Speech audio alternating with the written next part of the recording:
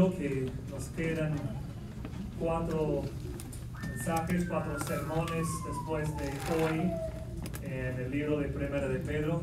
Deseamos terminar ahí fines de noviembre o el primer domingo de diciembre.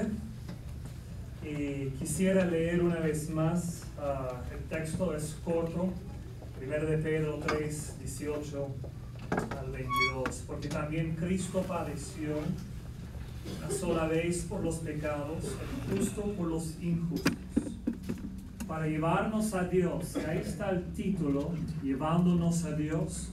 Es el fin ahí de donde apunta Pedro con lo que explica acerca del sufrimiento y la muerte de Jesucristo. Para llevarnos a Dios, siendo a la verdad muerto en la carne, pero vivificado en espíritu. Versículo 19.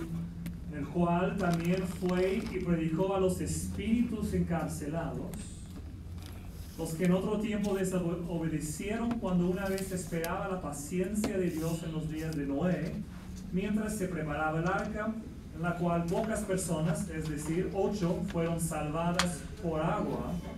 El bautismo que corresponde a esto ahora nos salva, no quitando las inmundicias de la carne, sino como la aspiración de una buena conciencia hacia Dios por la resurrección de Jesucristo, quien habiendo subido al cielo está a la diestra de Dios, y a Él están sujetos ángeles, autoridades y potestades. Dios, ayúdanos hoy en este texto y ayúdame a poder de manera sencilla explicar algunas partes difíciles aquí, y ayúdame por encima de esto, ayúdame a poder guiarnos al corazón de este texto, porque veo aquí 2 cosas muy importantes y bellos, cosas poderosas para nuestra fe cristiana. Así que te pido que tu Espíritu Santo tenga esa libertad de tomar tu palabra y obrarla en nuestros corazones para que produzca fruto y en vida más profunda en nosotros. Y ayúdanos a ver aquí la belleza del Evangelio y la importancia de nuestro Salvador Jesucristo. Esto pido en su nombre. Amén. Tengo que decir aquí al principio que este texto es uno de los más difíciles de entender en toda la Biblia. Cuando yo estudio preparándome para la prédica, es normal consultar. Tengo ahí, por ejemplo, en esta serie de Pedro, Primera de Pedro, 3 comentarios, 3 libros, 3 libros escritos sobre Primera de Pedro, de 3 teólogos distintos. Siempre estoy consultando a los 3, de vez en cuando consultando a otros ahí. Y la mayoría de los comentarios que consulto han citado en este texto a Martín Lutero en su comentario sobre Primera de Pedro. Yo no he leído su comentario, pero los que leo en este punto citan a él, donde él dice: un texto maravilloso es este, hablando de lo que acabamos de leer, y un pasaje más oscuro quizás que cualquier otro en el Nuevo Testamento, de modo que no sé con certeza lo que Pedro quiere decir. Estoy de acuerdo con Martín Lutero. Mira, solo quiero poner ahí a su vista el problema aquí, o los problemas aquí. Uno, y quiero hacerlo en forma de preguntas. 1, ¿quiénes son los espíritus encarcelados a quienes Jesús predicó en el versículo 19? Son las personas de la época de Noé que fueron espiritualmente encarceladas bajo el pecado y la rebelión, o son los hijos de Dios en Génesis 6, 1 al 4, que descendieron e impregnaron a las mujeres en la tierra. Otra pregunta: ¿qué significa que Jesús predicó a los espíritus encarcelados? Y estoy todavía en el versículo 19. ¿Les predicó el Evangelio? ¿Estuvo proclamando su victoria sobre ellos? Otra pregunta: ¿en qué momento hizo Jesús esta predicación? fue por medio, esa es la punta quizá de más debate aquí, el punto de más debate, fue por medio de Noé en su tiempo, es decir, cuando él dijo y fue y predicó a los espíritus encarcelados, está hablando de que Noé predicó pero lleno del Espíritu de Cristo, algo así, o por si acaso en el capítulo 1 versículo 11 Pedro dice que escudriñando qué persona, los profetas escudriñaron qué persona y qué tiempo indicaba el Espíritu de Cristo que estaba en ellos. De eso está hablando, que era Jesucristo hablando por medio o predicando por medio de Noé, o predicó después de su muerte y antes de su reacción, es decir, bajó al infierno como algunos proponen, o fue después de su resurrección, pero antes de su ascensión. Cada uno trae cierta teología, es decir, te llega a ciertas conclusiones que quiero en algo mostrarles más adelante, pero solo estoy proponiendo ahí las preguntas y las dificultades con este texto. Otra pregunta, ¿qué quiere decir Pedro al decir que el bautismo ahora te salva? ¿Sí? Es lo que dice. Versículo 21. El bautismo que corresponde a esto ahora nos salva. ¿Somos salvos por el bautismo?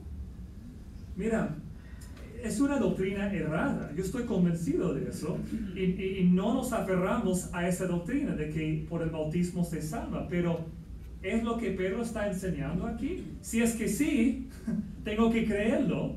No lo creo. Entonces, ¿qué es lo que Pedro está diciendo? Son algunas preguntas que forman parte de un texto muy difícil. Pensaba dar el texto a Rubén para que él lo predicara, pero pensé que eso quizás no hubiera sido lo más justo, como yo estoy aquí predicando más este libro. Como pueden ver, hay algunas preguntas muy difíciles de responder en esta sección. Mira, no sé si tú eres como yo. ¿Te has preguntado alguna vez por qué Dios permitió que su palabra se escribiera con textos así? Con textos difíciles de discernir exactamente lo que el autor está comunicando. Yo hago esa pregunta.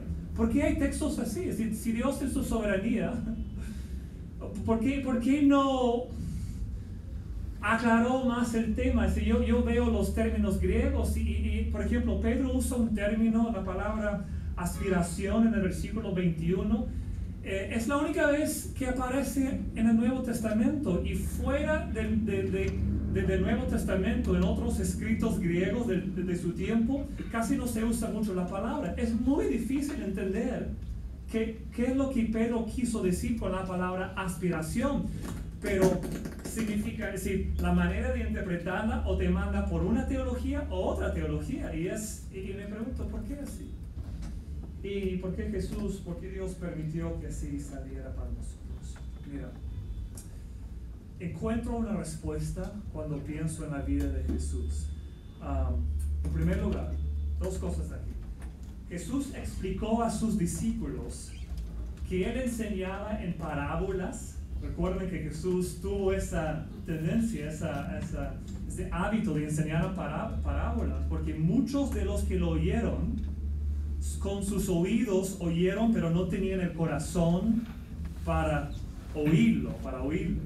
Entonces no querían entenderlo o seguirlo. Entonces Jesús les enseñó con parábolas, porque una parábola te permite, si no quieres entenderlo, tienes una excusa para no entenderlo. Es lo que la parábola te da. Pero si quieres entender a Jesús, comienzas a buscar, escudriñarlo, encuentras un significado más profundo, más bello, etc. Otro texto ahí que viene a mi mente en cuanto a Jesús es donde él en Mateo 7 dice: pedid y se os dará, buscad y hallaréis. Por lo tanto, tiene sentido que algunas partes de la Biblia estén escritas de manera que uno tenga que trabajar para comprenderlo. Eso no nos debe sorprender. aquellos que no quieren trabajar duro para entender la palabra, simplemente revelan que no aman a Dios y su palabra lo suficiente como para hacer el trabajo duro de entenderla. Y mira, yo no quiero ser duro con nadie, pero si no lees ni estudias la palabra, eso revela simplemente que no crees que el esfuerzo valga la pena. Si tú no lees la palabra en tu propia casa, si no buscas de una u otra manera estudiar este libro, es que de una manera no piensas que valga la pena. Entonces son textos aquí que nos recuerdan que sí es difícil para todos, pero es un llamado a estudiar la palabra. Y mira, esto es uno de los más difíciles. Igual con esto, hay 2 o 3 cosas muy profundas y muy bellas aquí, y poderosas, que creo que podemos aquí en una media hora discernir cuáles son y entenderlos. Y si esto podemos hacer con los textos más complicados, hay un montón de textos mucho más fáciles y plenos que podemos entender, así que es un llamado ahí. Permíteme decir con Lutero, este es un texto maravilloso. Espero que cuando hayamos terminado hoy puedas decir lo mismo conmigo. Y también tengo que decir con Lutero que hay algunas cosas en este texto de las cuales no estoy seguro de lo que significan. Y voy a ser sincero con ustedes, en ciertos puntos voy a decirles, hay esta posibilidad y hay esta, y yo no estoy seguro cuál es. Pero en sí, hay 2 o 3 cosas principales aquí, de las cuales no debemos tener ninguna duda, y son bellas. Vamos a verlas. Quiero guiarnos hoy con dos temas principales. Uno, la victoria de Jesús sobre la injusticia, y luego el poder en el simbolismo del bautismo. La victoria de Jesús sobre la injusticia y el poder en el simbolismo del bautismo. En su libro corto titulado Al pie del acantilado, Julio Ramón Rivero cuenta la historia de un hombre llamado Leandro que tiene 2 hijos. Y por el tema de la pobreza, los 3 bajan por el barranco de Magdalena y comienzan a construir su vivienda de las cosas que encuentran a la orilla del mar. La historia continúa explicando cómo ellos aprenden a vivir ahí, pescando, haciendo otras cosas ahí simplemente para sobrevivir. Y luego comienza, típico en las historias de Ramón Rivero, comienza una serie de cosas terribles. Uno de los hijos muere en el mar y era el favorito de este señor Leandro. Luego el otro abandona a su padre para buscar su vida en la ciudad, y para el padre que decidió aquí aquí he hecho mis raíces, aquí voy a sobrevivir, aquí no importa que todo el mundo esté en contra de mí, no importa que la ciudad, Lima, esté en contra de mí, aquí hago mi casa. Y es como que el único hijo que le quedó, el menos favorito, la abandona para buscar su vida ya en la ciudad. Al final viene la policía para sacar a todos los que viven ahí, porque viven en terrenos que pertenecen al gobierno. Ahora, leyendo la historia, uno siente la realidad de la injusticia. ¿En qué sentido? La pregunta, ¿por qué tuvo que morir su hijo? ¿Por qué el favorito? Obviamente no debería haber tenido un favorito, pero ahí está ese sentir de injusticia. ¿Por qué la policía los está votando? ¿Por qué algunos viven vidas lujosas en la ciudad mientras otros sobreviven al pie del acantilado? Y la historia termina con el hombre avanzando por la orilla cuando la policía viene y vienen con máquinas, ya con el poder de sacar a toda la gente ahí. Y termina la historia con Leandro caminando hasta Miraflores, ahí por la orilla, hasta encontrar un nuevo sitio para simplemente comenzar otra vez de cero. Ahora, Muchas personas a lo largo de la historia han vivido ese tipo de vida. Aunque Ramón Rivero describe una realidad peruana en un sentido,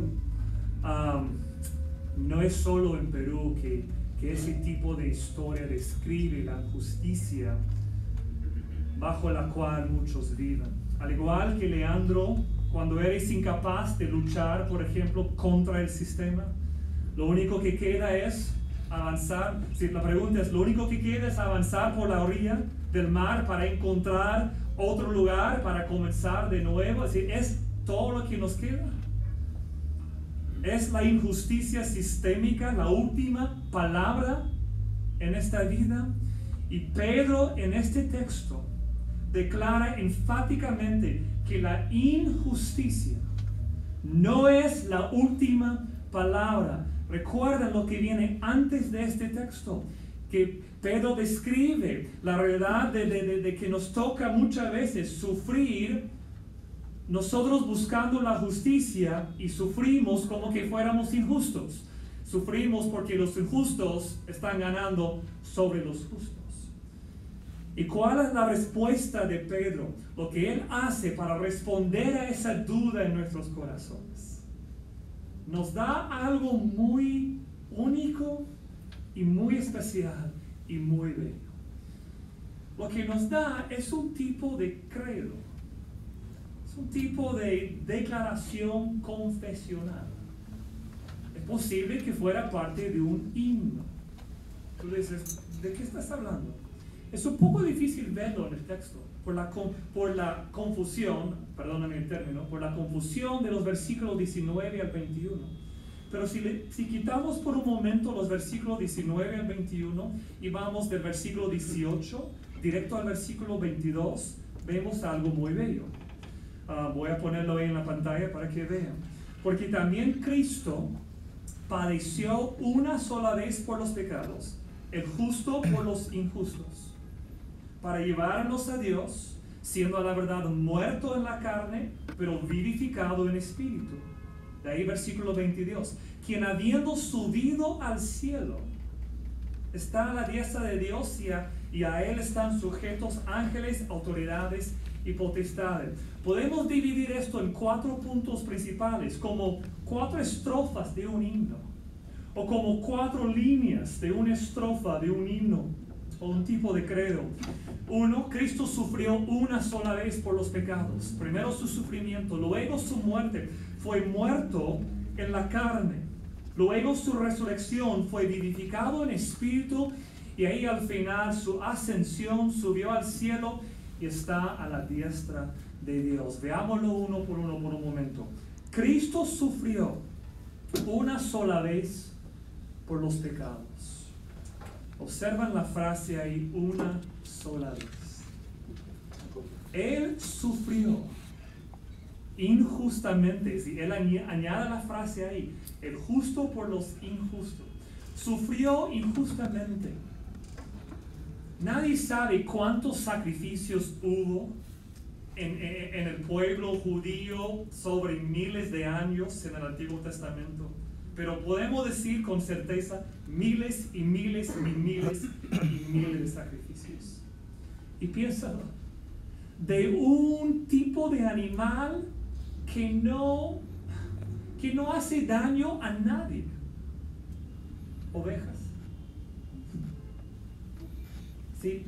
El cuadro es el inocente muriendo por el culpable.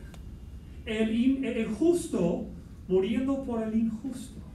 Y cuando vino Cristo, todo ese cuadro estuvo ahí en la mente de cualquier judío, de que el justo muere por el injusto. Y tenían a diario esa repetición de esa realidad, el justo por el injusto, el justo por el injusto, para entender con la venida de Jesucristo que era necesario la muerte del justo por el injusto. Cristo murió,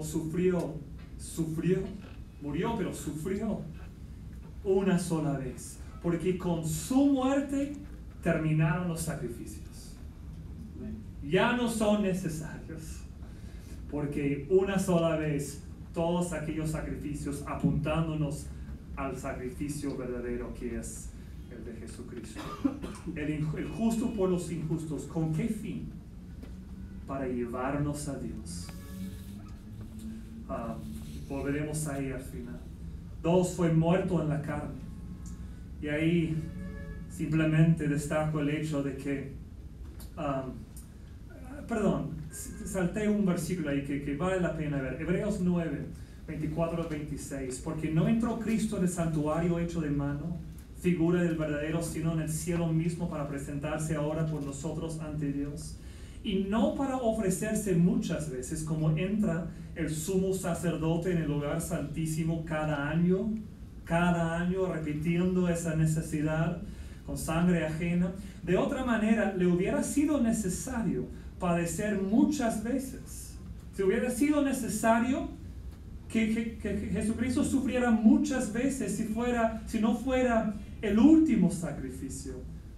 Pero ahora, en la consumación de los siglos, se presentó una vez para siempre. Y podemos avanzar ahí la diapositiva para ver la última parte. Una sola vez para siempre, por el sacrificio de sí mismo, para quitar de en medio el pecado. Una vez para siempre. Todos los sacrificios del Antiguo Testamento apuntando al verdadero sacrificio, el de Jesucristo. Segunda cosa ahora, que Cristo fue muerto en la carne. Es decir, creo que Pedro simplemente está destacando cuando dice muerto en la carne y luego vivificado en espíritu. Creo yo que él está hablando de muerto físico, murió en la carne. Por eso los evangelios mencionan el entierro de Jesucristo. A veces cuando se repite esta explicación del evangelio mencionan que murió, fue enterrado y luego resucitó. Y me preguntaba antes, ¿por qué casi siempre esa mención de su entierro? Y es para mostrarnos que realmente murió. Esa es la prueba de su muerte, para que nadie diga, es que no murió, estuvo en un tipo de coma o algo así. No, murió, lo enterraron 3 días y luego su resurrección, fue vivificado en espíritu. Y ahí entendiendo la combinación de carne y espíritu, que es no tanto carne pecaminosa, el espíritu, sino nuestra carne física y el espíritu de Dios. Entonces lo entiendo así. Él fue, creo que Pedro está diciendo que fue muerto físicamente y resucitó en espíritu, con cuerpo nuevo, pero por el poder del Espíritu Santo en espíritu. Y luego el versículo 22, Cristo subió al cielo y está a la diestra de Dios. Y si te preguntas, ¿por qué importa la ascensión de Jesucristo? Si has preguntado en algún momento, ¿por qué importa su ascensión? 1, porque ahora Él está a la diestra de Dios en su lugar de autoridad. La palabra clave es autoridad. Es estar a la diestra de un rey, es estar en esta posición de autoridad. Entonces, por eso Pedro lo menciona y de ahí dice que todos los potestades, los ángeles, hablando de demonios, creo yo, hay autoridades, están sujetos a Jesucristo. Entonces, su ascensión nos recuerda de su autoridad y también nos recuerda de lo que acabamos de cantar. Ante el trono celestial, Él intercede hoy por mí. Gran sacerdote es Jesús, quien por siempre vivirá. Sí, su autoridad y el término se me escapa, que intercede, su intercesión por nosotros. ¿Y qué ha hecho Pedro aquí con este himno o credo, esta expresión confesional aquí? ¿Cuál es el propósito aquí? Jamás debes llegar a la conclusión que esto sea simplemente doctrina fría. Olvídate de esto. Mire el contexto en lo cual Pedro decide poner este credo, este resumen doctrinal aquí del Evangelio. Lo pone en el contexto de los que están sufriendo injustamente. ¿Qué hace este credo? Nos recuerda que Jesús sufrió injustamente y que su sufrimiento le llevó aún más allá que el nuestro. Lo condujo hasta una muerte injusta. Vemos este credo y recordamos, yo estoy sufriendo injustamente, Él sufrió injustamente. Mucho más de lo que a mí me toca sufrir injustamente. Aquí viene, este es el peso del argumento de Pedro. Aún, y quiero que capten esto, aún ahí, aunque el sufrimiento injusto de Jesucristo le llevó a una muerte en una cruz romana, es decir, su sufrimiento injusto le llevó más allá de lo que a nosotros nos toca sufrir. Y aún en ese más allá, ¿qué hizo Dios? Dios intervino. Y de algo que pareció terrible, hizo algo maravilloso. Una nueva vida. Entonces, ¿por qué en este contexto, este credo? Creo yo que porque Pedro quiere recordarnos que aunque nos toca sufrir justamente, Dios no está fuera del cálculo. Dios no nos ha abandonado. Dios no ha perdido su soberanía. Dios sigue cumpliendo sus fines.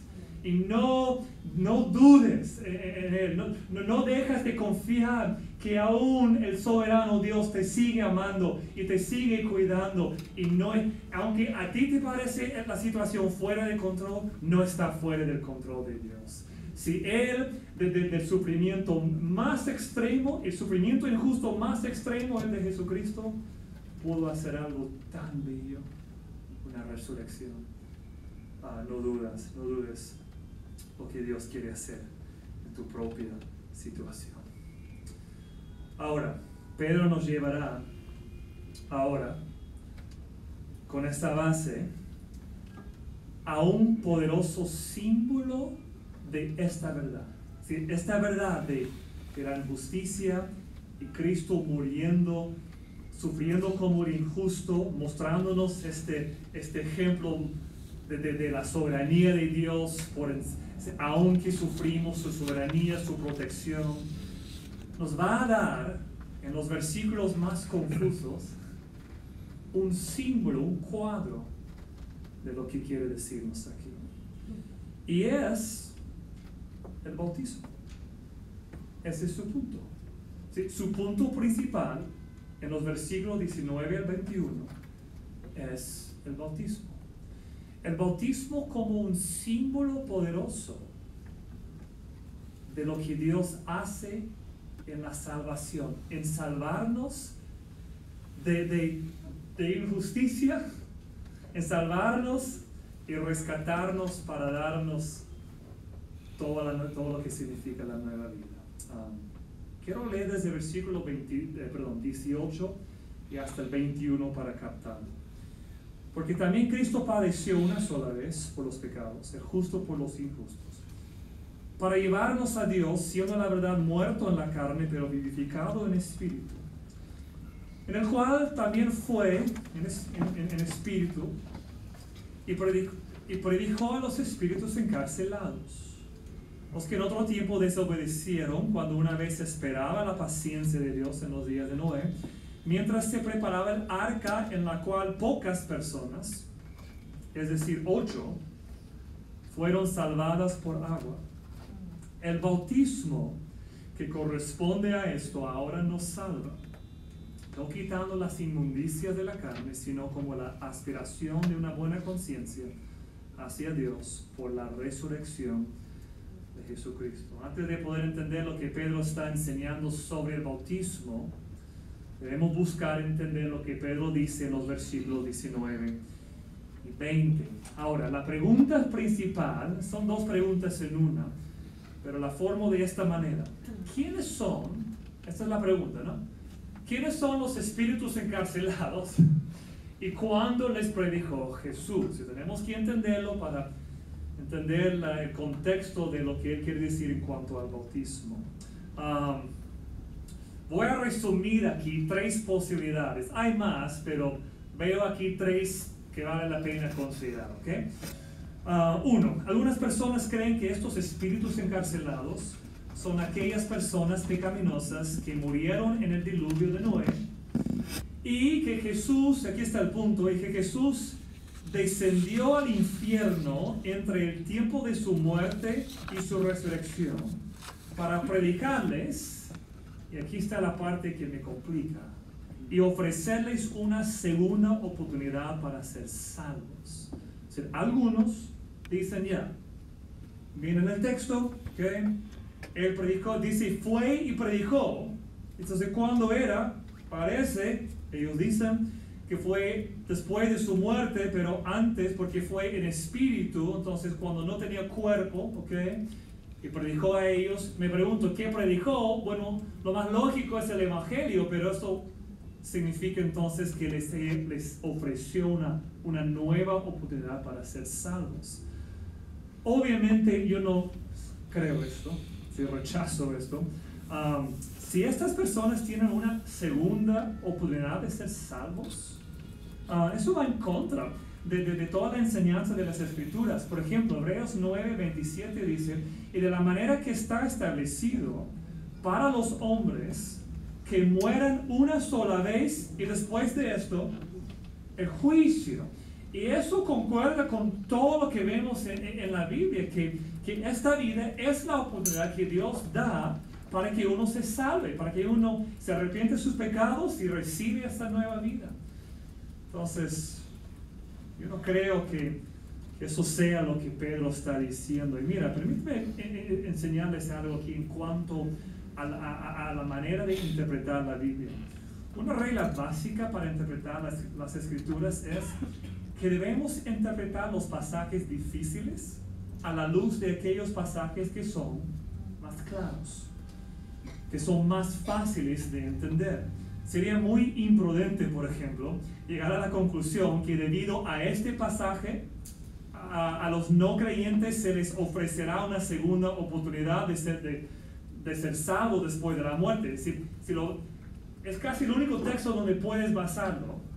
Y basarlo en este texto que es un poco difícil de interpretar, no es una muy buena manera de interpretar la palabra. Entonces, siempre esa regla nos guía.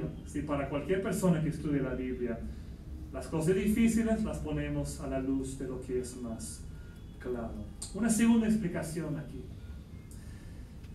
La segunda explicación es que el texto describe la predicación de Jesús como una proclamación de victoria sobre los ángeles malvados, es decir, sobre las autoridades, las potestades que Pedro menciona en el versículo 22.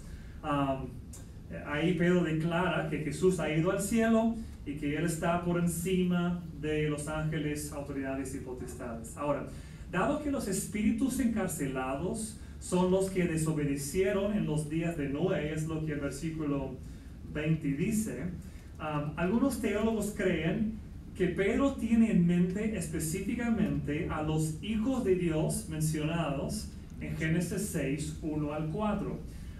Si quieres encontrar otro texto complicado para interpretar, te invito a estudiar Génesis 6, 1 al 4. Habla de que vinieron algunos hijos de Dios, no nos dice quiénes son, solo dice hijos de Dios, se casaron con, ahí esta parte es obvia, con términos hijas de los hombres, que las hijas de los hombres sean seres humanos, eso sí es claro, que los hijos de Dios o sean espíritus, ángeles o seres humanos, mira, eso no está claro, al menos para mí eso no está claro.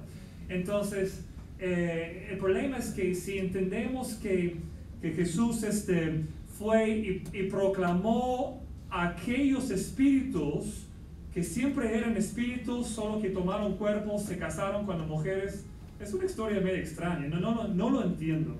Sin embargo, si es cierto, entonces ya todavía viven en forma de espíritu y Jesús, no sé, en el infierno les predicó no el evangelio, sino como como su victoria sobre ellos. Mira, es posible que esto sea una explicación viable, no estoy rechazándolo, porque es un texto complicado. Tiene cierta base en que en el contexto Pedro está hablando de su proclamación, bueno, no dice proclamación de victoria, pero del lugar que Jesús tiene por encima de aquellos espíritus.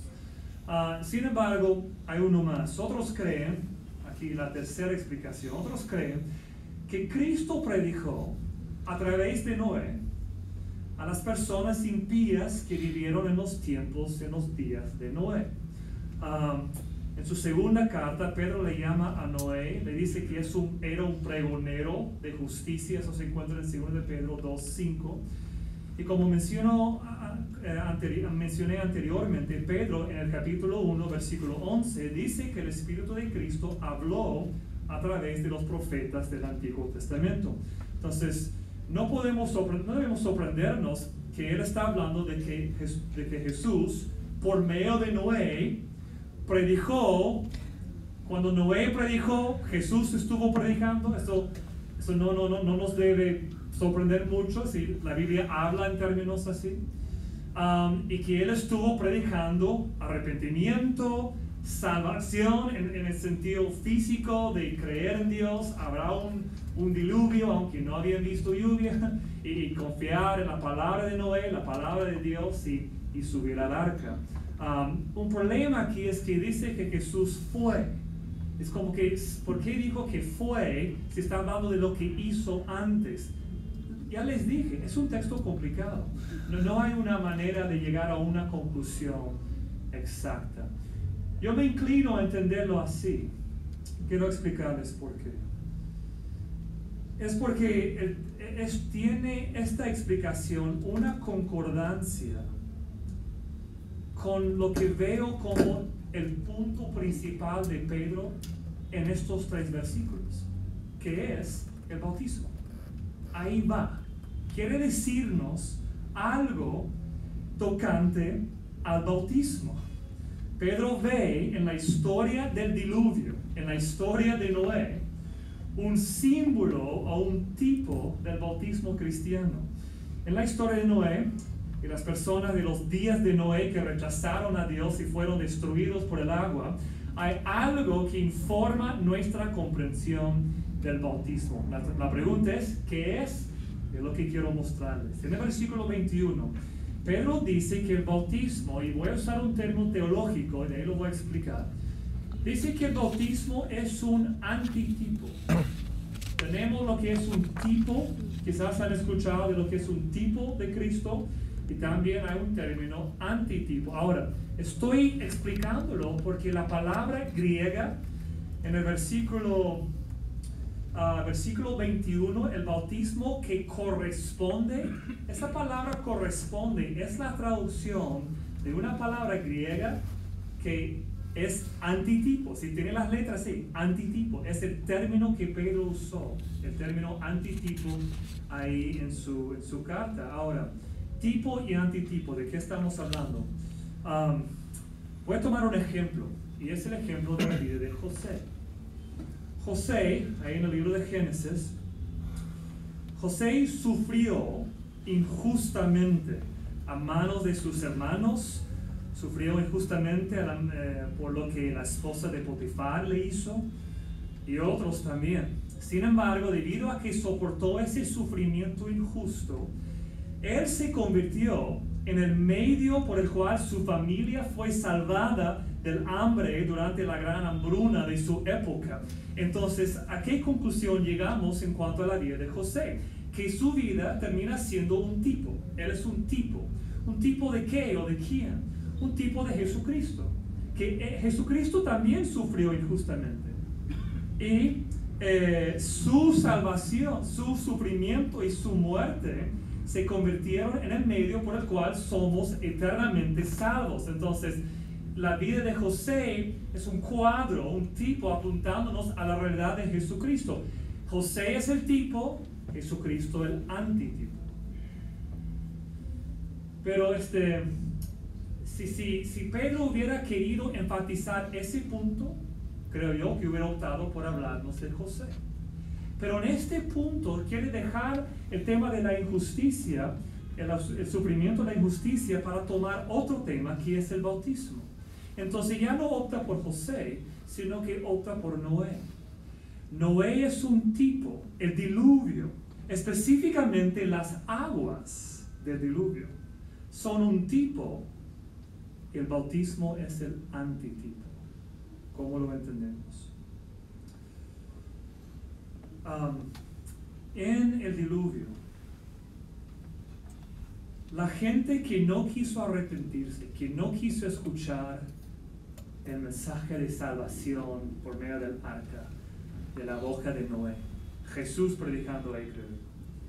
Los que no quisieron escuchar ese mensaje, ¿qué es lo que Dios usó para castigarlos, para destruirlos? El agua. El agua fue tanto el medio de su castigo, el medio de su destrucción, tanto lo que hizo subir el arca para la salvación de los 8 que creían. El agua tuvo un doble sentido. Ahora, cuando nosotros bautizamos a una persona, creemos en el bautismo por la inmersión. 1, porque era lo que se hacía en el tiempo, y 2, por textos así. Porque si no hay inmersión, la ilustración falla. Entonces, cuando uno es bautizado, es decir, puesto debajo del agua, uno debemos pensar, si Pedro quiere que pensemos en la historia del arca, en que, por ejemplo, si el pastor, y nunca lo voy a hacer por si acaso, si el pastor fuera a dejarlo debajo del agua por más de 5 minutos, la persona muere, ¿no es cierto? Sería el castigo, sería el agua, sería su destrucción. Pero el pastor, gracias a Dios, no lo deja ahí. Lo pone y lo sube. Y el agua, ¿qué es lo que nos enseña en el bautismo? Que merecemos la destrucción de Dios. Merecemos morir como los que murieron en el tiempo de Noé. Porque no somos mejores que ellos. No, mira, ¿cuál era el pecado de ellos? Jesús lo describe, no me acuerdo qué texto. Jesús lo describe así. No describe que estuvieron pecando de formas malas como tendemos a pensar. Su pecado era que estaban tomando, comiendo, viviendo, casándose, dando a casarse y simplemente olvidándose de Dios. La persona que quiere vivir su vida sin Dios merece ese tipo de destrucción. En el bautismo mostramos que es lo que merecemos. Pero Dios, como proveyó una salvación para Noé y su familia, en Cristo provee nuestra salvación. Entonces resumo lo que creo aquí con una frase. Quiero ponerlo ahí en la pantalla. Resumo lo que creo que Pedro quiere decir aquí. Es un poco largo, pero ahí conmigo. Del mismo modo que Noé y su familia fueron llevados a salvo a través de las aguas del juicio a una nueva realidad después del diluvio, así también somos llevados a salvo a través del juicio de Dios sobre el pecado en la cruz a una nueva vida en Cristo hecha posible por su resurrección. Es lo que creo que Pedro quiere comunicar. Noé y su familia salvo de esa destrucción. Nosotros, el bautismo, ese símbolo, nos muestra que hemos en Cristo muerto con Él, pero resucitado con Él a una nueva vida, una salvación. Mire el texto conmigo, estamos acercándonos aquí al final. Quiero responder algunas dudas y ahí concluir todo. Dice aquí en el versículo, estoy leyendo desde el versículo 20, los que en otro tiempo desobedecieron, cuando una vez esperaba la paciencia de Dios en los días de Noé, mientras se preparaba el arca, en la cual pocas personas, es decir, 8, fueron salvadas por agua. Esa preposición por se puede traducir en una gran manera, de decir, una gran distinción, es decir, variedad de maneras, es decir, es muy difícil. Que dice en la Reina Valera por agua, no es que el agua es el medio de nuestra salvación. Otras traducciones lo traducen más como yo he puesto aquí, es decir, a través de. O ahí la gramática me falta, pero su punto es que somos salvos, aunque el agua destruye a otros. Destruyó a los en el tiempo de Noé, pero era también en medio de la salvación de ellos. Y Pedro está, de los 8, Pedro está tomando ese cuadro. Y mira, cuando dice en el versículo 21, el bautismo que corresponde a esto, que es el antitipo del tipo del diluvio y el arca, el bautismo que corresponde a esto, ahora nos salva, es como que frena ahí por un momento. Y la Reina Valera pone en paréntesis esta parte, porque ellos, los traductores, vieron que Pedro frena, es como que, ok, no quiero que alguien piense que es literalmente el agua que salva o el bautismo que nos salva, porque mira cómo afina lo que acaba de decir, no quitando las inmundicias de la carne. ¿Por qué añade esa frase? Para ayudarnos a entender, el bautismo importa bastante, y no debemos separarlo de nuestra salvación, es decir, no debemos contentarnos. He creído, soy salvo, pero el bautismo no importa. No. Es un cuadro, es por eso es uno de los de las ordenanzas que la palabra nos da. Si uno que es creyente debe en un momento adecuado tomar ese paso de públicamente bautizarse, para que constantemente delante de nuestra iglesia tengamos ese cuadro de bautismo. Si fuéramos a tener aquí un bautisterio, estaríamos bautizando con más frecuencia y más rápido, pero no tenemos uno, tenemos que coordinar para ir a otra iglesia, etc. Por eso demoramos un poco, pero no es porque queremos demorar tanto. Es decir, está ahí ese cuadro constante de lo que el bautismo nos enseña, lo que he puesto ahí en la pantalla. Y dice, no es que en sí nos limpia de nuestros pecados, las inmundicias de la carne, sino, y aquí dice, es como una aspiración, como la aspiración de una buena conciencia hacia Dios. Y aunque no estoy exactamente seguro cómo interpretar este término aspiración, me parece que es la manera que Pedro está diciendo simplemente, cuando uno se bautiza, es dar testimonio de que ya he dejado el pecado atrás y quiero servir a Dios. Quiero vivir con una conciencia limpia, una buena conciencia, y estoy dando testimonio de ello. En el versículo 18 hay una frase que guía todo esto. Y es la frase para llevarnos a Dios. Pienso por un momento en esta frase, para llevarnos a Dios.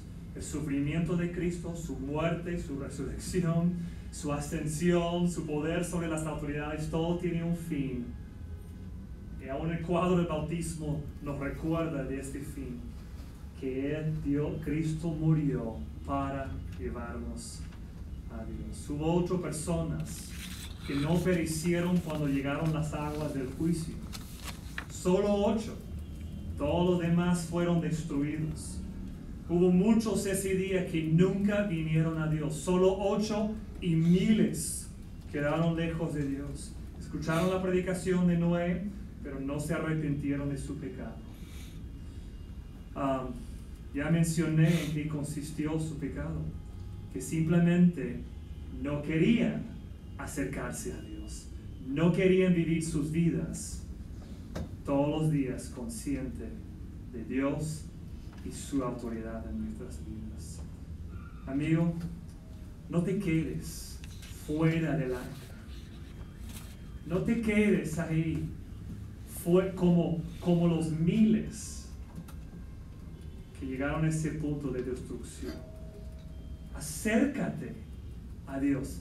Pero lo dicen, esto todo el Evangelio es para llevarnos a Dios. Acércate a Él, ora, dile: Dios, ya no quiero estar fuera. Me arrepiento de mi pecado, me arrepiento de buscar simplemente vivir mi vida. Sálvame, ponme en el arca de tu salvación. Quiero ser tuyo. Y Dios responderá salvándote. Padre, gracias por este bello texto. Gracias por el bautismo. Ayúdanos a poder coordinar luego el día correcto. Ayúdanos a poder coordinar un tiempo que nos permite a toda la iglesia unirnos para ver otra vez un bautismo. Y hay algunos que en este año han pasado de muerte a vida y desean mostrar esa evidencia de su fe en el bautismo. Y Dios,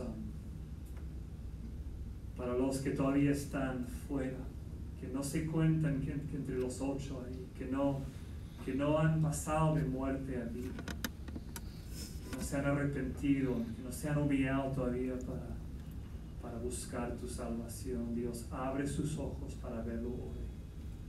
Y que invoquen tu nombre hoy para ser salvos. Y yo sé que tú los salvarás. Ayúdanos a nosotros a seguir creciendo en nuestra fe, llenos de gratitud por lo que tú en el Evangelio has hecho por nosotros. Esto pido en el nombre de Cristo.